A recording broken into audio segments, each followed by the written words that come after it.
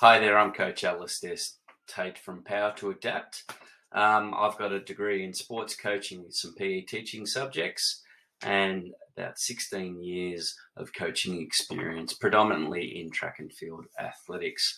I'm passionate about how kids move, building their confidence and increasing their enjoyment and participation in team sports, individual sports, and leading to healthy lifestyles. So what I'm going to focus on today is the functional movement skill development in schools and my observations. So especially in this post-COVID-19, well, not really post, it's still going on a bit, I guess. But what we're looking at is what I'm seeing showing up when I'm coaching kids, either before school, during school, or after school environments, and where I'm seeing the lack of what we would typically see in terms of their skill development. Things like how they run and move, their range of motion. Many kids are not able to run for more than 2 minutes without stopping. Throwing and catching, jumping and landing, leaping, change of direction, all the skills that they should typically, according to normal research and the support of PE programs, have developed by about the age of 9 years old. So I'm seeing teenagers who have not had this development of skill, and they're seeking outside coaching for help with this. So what I'm looking into is how is the functional movement skill framework being currently used in primary schools predominantly, but also is it still being used in secondary schools? So and how are the assessments being performed, and how are those results and observations being implemented by teachers and schools to ascertain how the students are progressing and what learning support they may need. Okay, so in the first slide, I went basically on the background of the study, so why I'm performing it. I work with a program called AUSIAS. I have the Mornington franchise, and that's all aimed at primary age kids. So this is where I'm getting most of my evidence from. And then I've got some alignments through my Power to Adapt business with secondary schools, athletic programs, and after hours coaching. So the problem, as I stated, is a lack of functional movement skills, kids not being able to run for long periods of time, getting quite tired. They're experiencing injuries through, lack of exposure to exercise on a regular basis where the body's been able to adapt, and also engagement in exercise and sporting activities is going down due to feeling awkward or not able to perform the movement skills. So we're looking into how we provide solutions around that.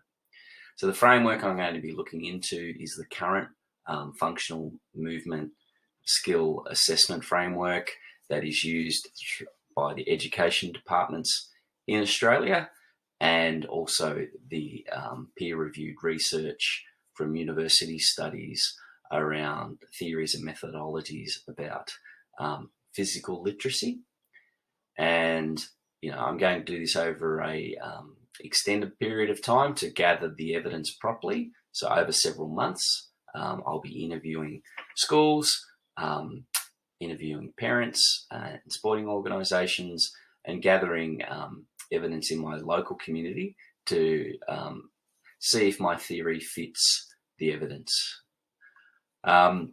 So there'll be some analysis provided on that, on what the findings are, how many people were interviewed, how many schools were involved, and so that we can identify a trend rather than me just presenting a theory and an idea that has no basis. Okay, so further into the background of our study. So what we've seen is an alarming drop in the execution of fundamental movement skills and the ability to run for longer periods of time in children, especially after the lockdown periods due to COVID-19, and getting back into schools and sports. So the purpose of our study is to present some practical ways to improve the functional movement skill development and increase engagement in physical activity. But we also want to see that the methods of assessment are practical, are working, and assisting students and children to improve. So the key thing we're seeing as a result of our programs is a lack of athletic skills.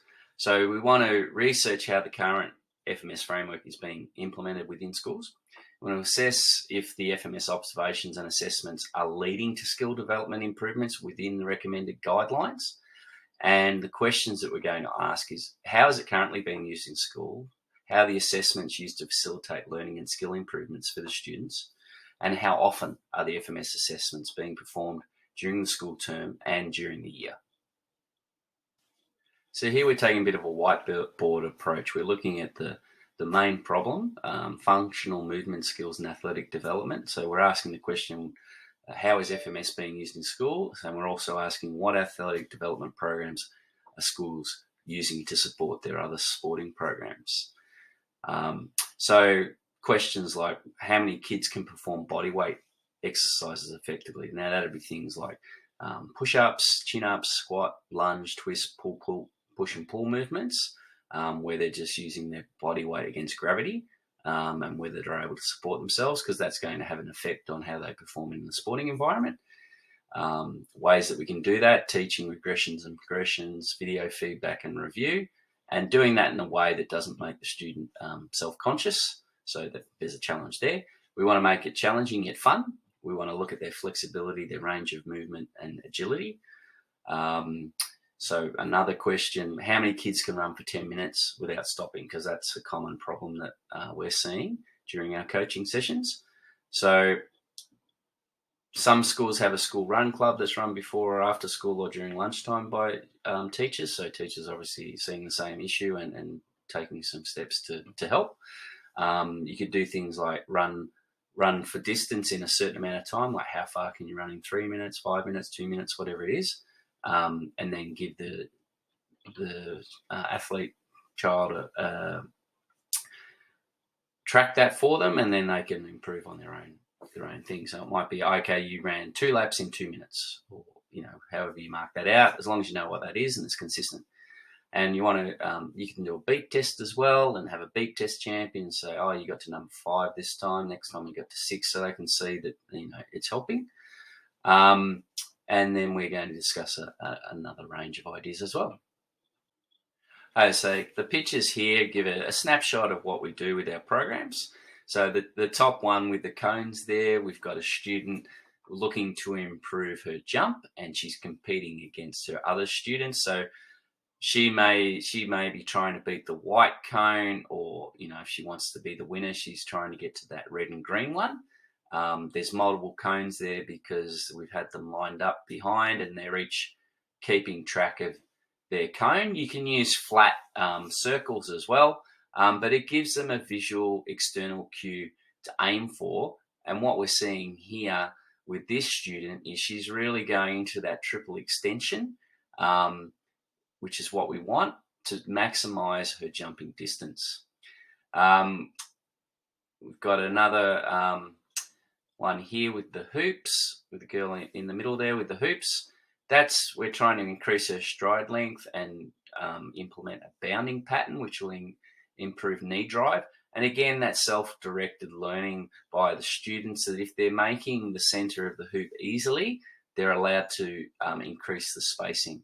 So that then encourages arm drive and knee drive, and also more time in the air, which is what we're after. So the visual cues work especially well for that. We do explain it as well, but we find that the visual external cues and self-directed gives the best outcome. We've got a happy student down there in the bottom corner. His goal was to get through to the next round of cross country further than he'd gotten in previous years, and he made it all the way to state cross country. So that was a fantastic outcome. In the middle there, we've got our TURAC students, because we encouraged a lot of teamwork in what we're doing, and also implementing their ideas of how to make the sessions fun and engaging. And then in the bottom, the other bottom corner, that's a group of our students from a little while ago. They're all grown up quite a bit now. But that's part of our cross country program, and we're doing some hill running to help with their endurance, so that we don't have to have them run an out and back course so much. We choose a hilly type loop, and work on the arm drive and introducing bouts of fatigue, and to help their cross country running. So if you've liked our presentation and you'd like to discuss things further, you can get in contact with us at info@power2adapt.com.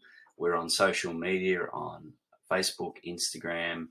I'm on LinkedIn as Alistair Tait, or you can call us on 0434 679 395. Thanks for watching the presentation, and I hope to hear from you and see how that we can help your students or your children to improve their functional movement and develop their athletic skills.